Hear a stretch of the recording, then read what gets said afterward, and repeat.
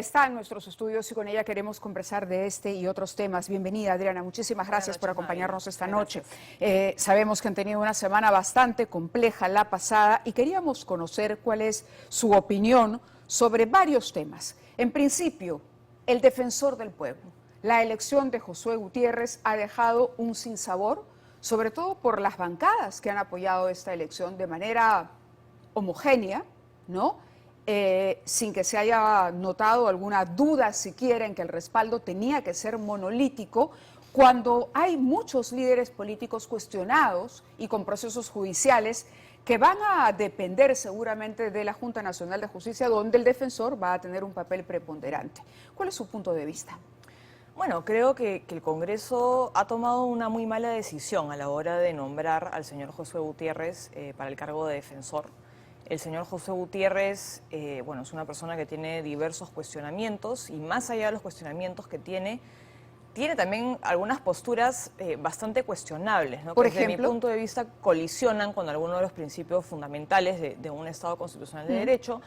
Tiene una posición, digamos, poco clara respecto a derechos como la libertad de expresión, por ejemplo, la libertad de prensa. No es claro a la hora de condenar tiranías como la cubana y la venezolana.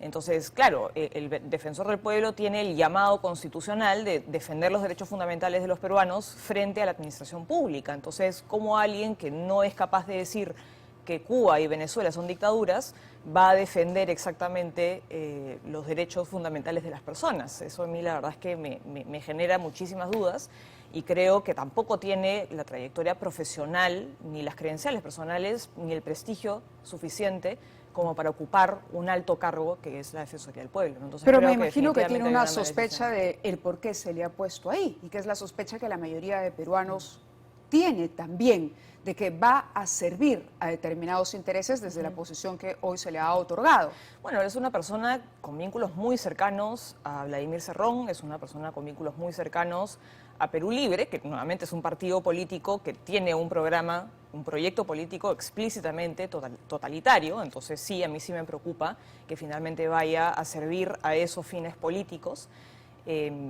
Pero más allá, digamos, de las críticas que uno puede hacer respecto a Josué Gutiérrez en particular, hay una serie de problemas un poco más de fondo que a mí me Por favor. preocupan, ¿no? Nosotros hace pocos meses, desde Avanza el Congreso hemos defendido frente al Tribunal Constitucional la facultad constitucional que tenemos de elegir al defensor del pueblo, de elegir a otros altos mandos como podrían ser los miembros del Tribunal Constitucional, lo cual yo considero correcto.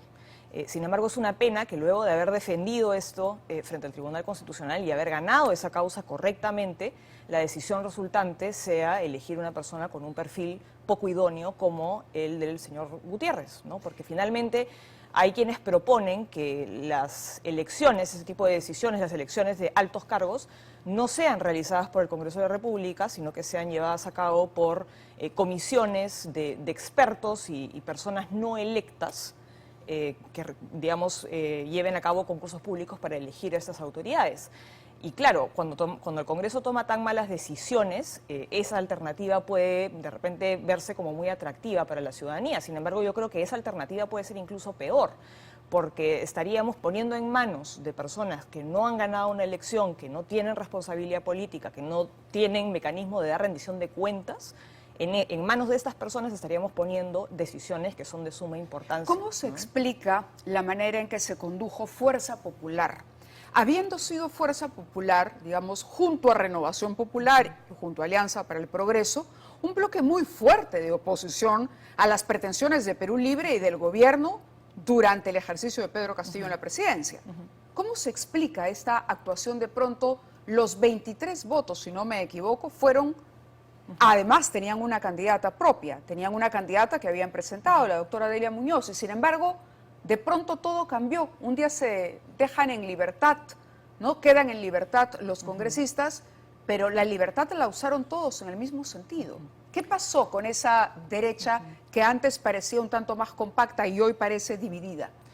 Sí, bueno, finalmente creo que las explicaciones respecto a su voto lo tendrán que dar los congresistas de Fuerza Popular. Pero le queda una sensación de que algo raro hay. Han tomado una decisión respondiendo a un criterio que yo no comparto. Creo que finalmente han tomado una decisión difícil.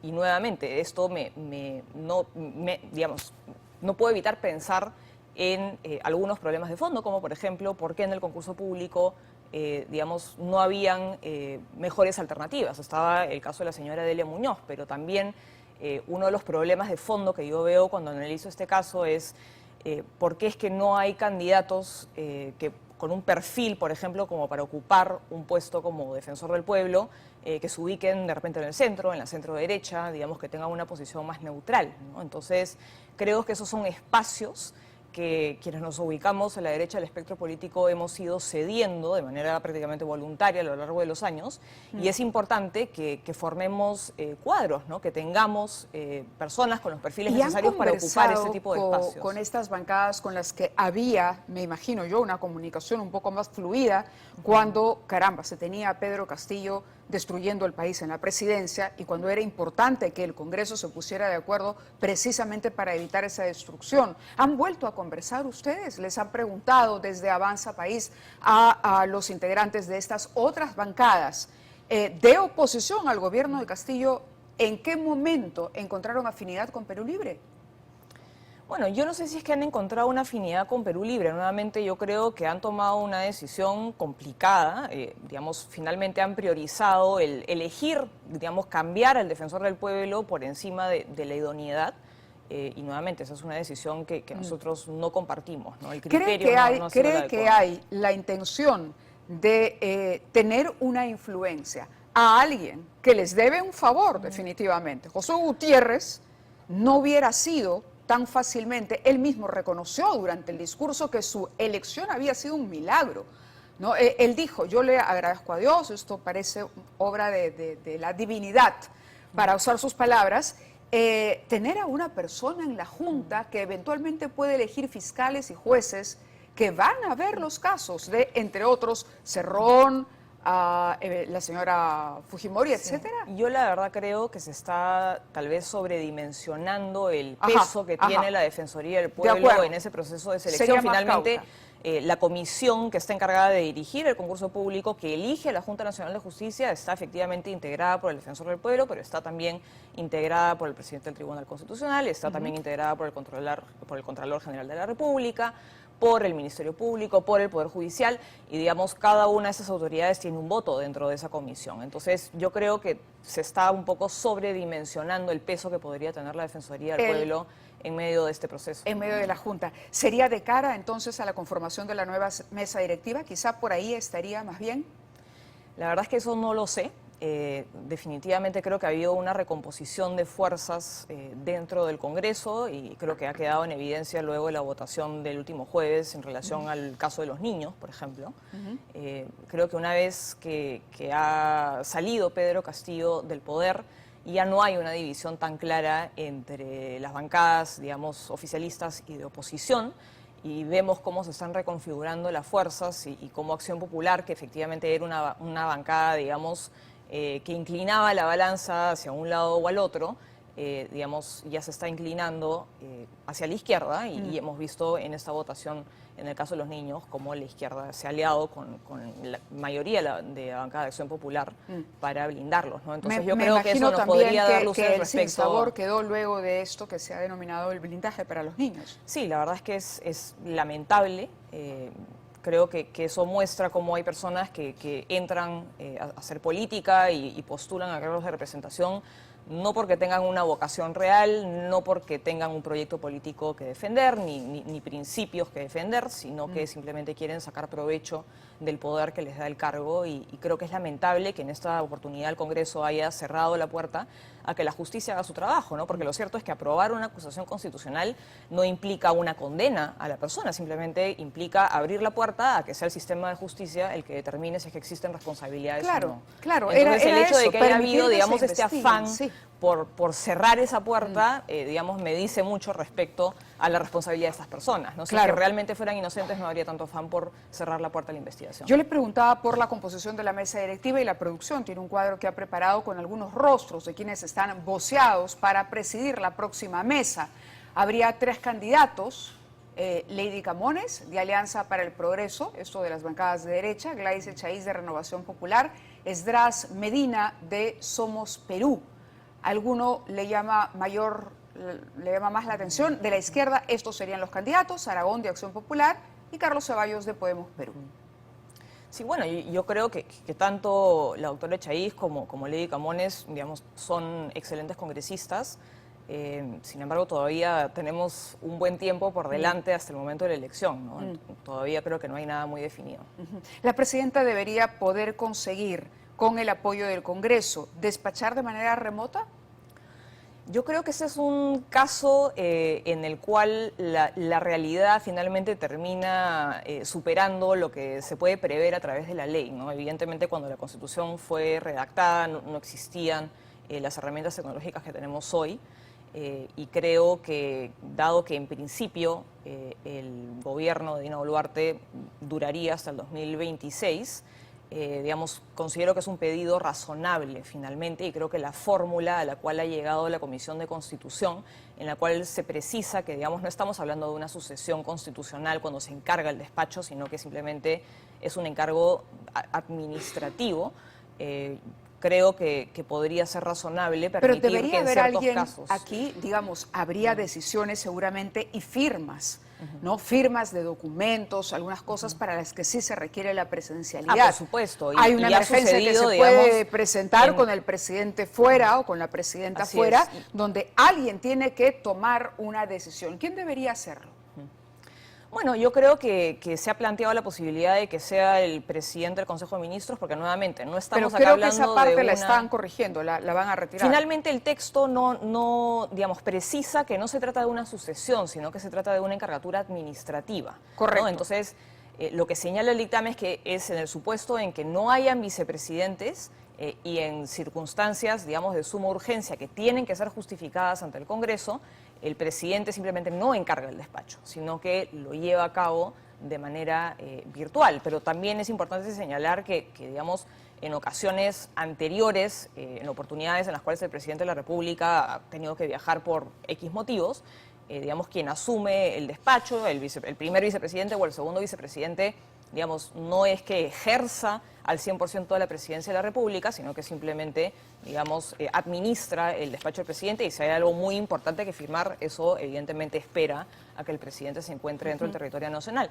Y con esto no quiero, digamos, disminuir la importancia de, digamos, la presencia física del presidente dentro del territorio nacional. Eso evidentemente es importantísimo para ejercer el cargo, y es por eso que el Congreso de la República tiene que aprobar cada vez que el presidente, digamos, pide permiso para salir o no, y eso se mantiene, digamos, y además el dictamen contempla que frente a este supuesto, digamos, sui generis, en el cual no hay vicepresidentes, el presidente que quiere despachar virtualmente tiene que, digamos, sustentar la urgencia del viaje, ¿no? ¿Está de acuerdo con este proyecto de ley 3523 que propone una reforma constitucional para que el Congreso designe al Contralor de la República?